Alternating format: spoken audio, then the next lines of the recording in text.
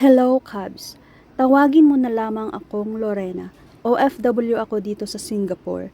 Magto 2 years na ako. Auntie ko ang tumulong sa akin para makapunta dito. Single pero breadwinner ng family namin. Tuwing day off, auntie ko ang kasakasama ko. Dito ko nalaman ang mga sekreto niya at mga pinaggagawa niya hanggang sa sinabi niyang itry ko din daw magbingwit ng FAFA para mas malaki ang pera na maipapadala ko. Umayaw ako kasi okay naman ang sahod ko. Kasya pa naman. Iniiwasan ko siya pero nung Pasko ay in-invite niya ako sa boarding nila. Dito niya ginawa ang kasamaan niya sa akin. Nilagyan niya ng gamot ang inumin ko hanggang sa nawala ako sa sarili ko at di ko na alam ang mga pinaggagawa ko. Ibinenta ako ni auntie sa isang negro. Isinumpa ko siya at kahit di maganda, lintik lang ang walang ganti. Idinimanda ko siya pati na yung negro. Napakabait ng mga amo kong Western at Malay Chinese.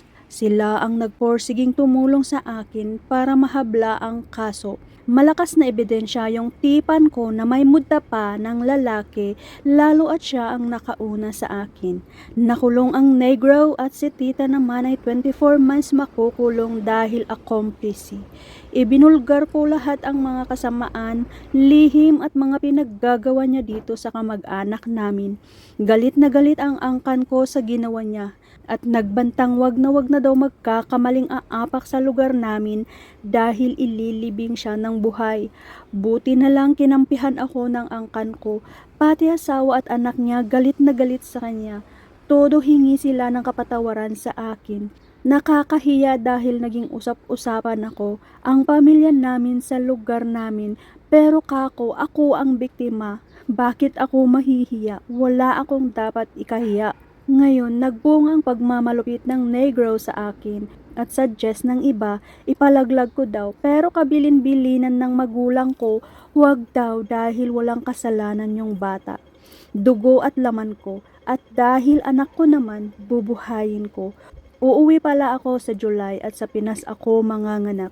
Saka na ako babalik pag nakapanganak. Buti na lang mabait ang mga amo ko.